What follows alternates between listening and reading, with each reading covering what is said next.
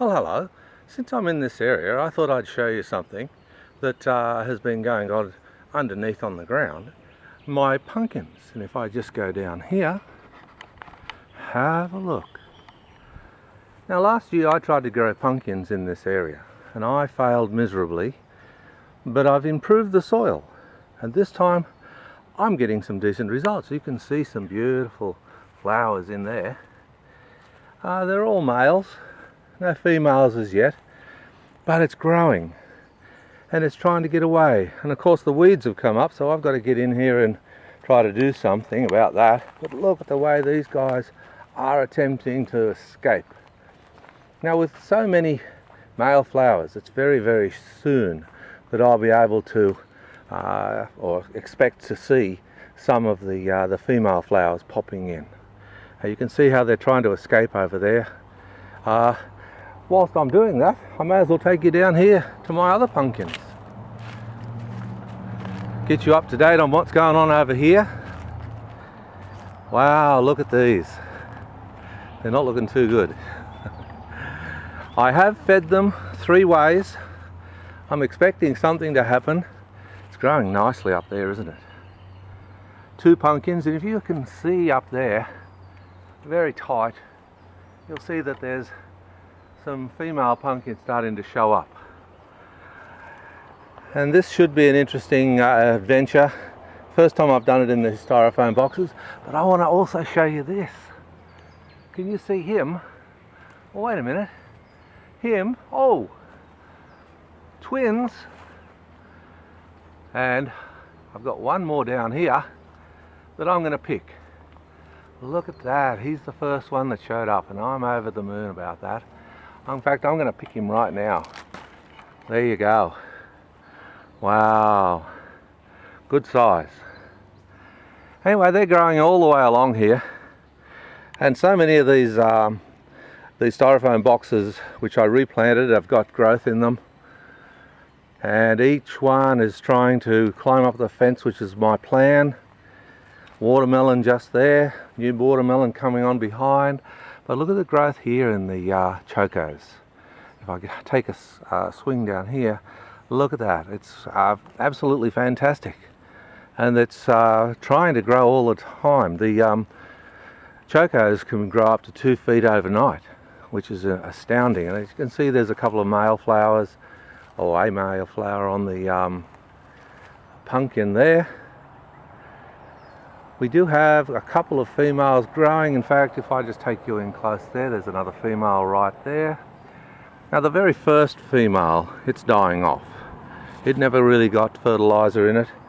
But we've got some others down below coming, and everything's progressing nicely. I put in some blood and bones, some blood meal, to try to give it a bit of a slow release. I've also given them a push with slow release fertilizers. I'm going to come back to this a little bit later on, but I'm just swinging across these pumpkins here. These are the self-sown ones that came in the soil. They're growing very nicely. But have a look over here at these pumpkins. These pumpkins are flying. In fact, I'm losing control of them. I've got to pull that one back in, but the pumpkins have really enjoyed it. Actually, there's a female right there. Now I should show you how to fertilize that. In fact, I will.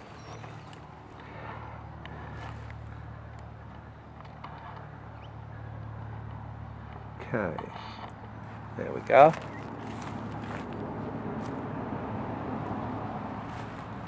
Here we have a male flower, and we have to peel all of that off. Now I've chosen one that doesn't have much pollen on at the moment.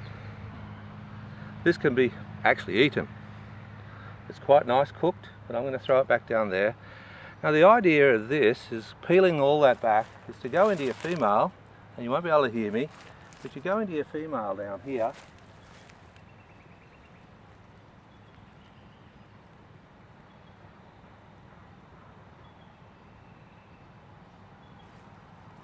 and you put as much of that pollen as there around that female flower.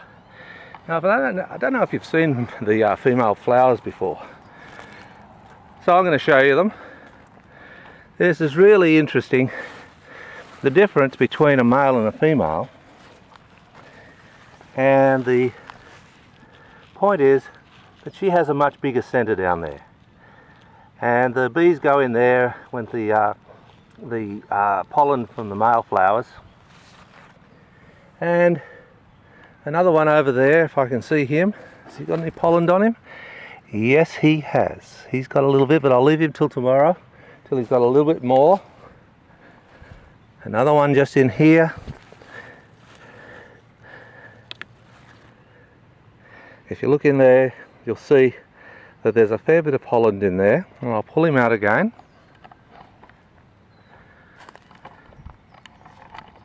Just wants to fall over on me. Okay. And I can see a little bit of pollen on there, not a great amount, but a small amount. And as I said, with the female, it's much bigger than that. I probably should destroy one just to show you what they're like. Oh, good grief. Or is that the same one? Oh, I think that's the same one. That's the female down there, and it's just a case of going in and putting some of that pollen on there. Now, why do you do that? Why do you put the pollen on there? Well, you see, for some reason, they don't always get pollinated. And because of that, many people, especially backyarders, they tend to do their own pollination so that they get a good chance. Last year, because I did that, I ended up with 40 pumpkins. So I was really over the moon about what was going on. And I've got much better pumpkins this year. They're huge. And you can see my corn starting to grow in that area again, getting much bigger. And hopefully this will be a very productive year. Anyway, that little bit of a pumpkin there, he's growing into my tree. And I just break them off and send him back down to the ground.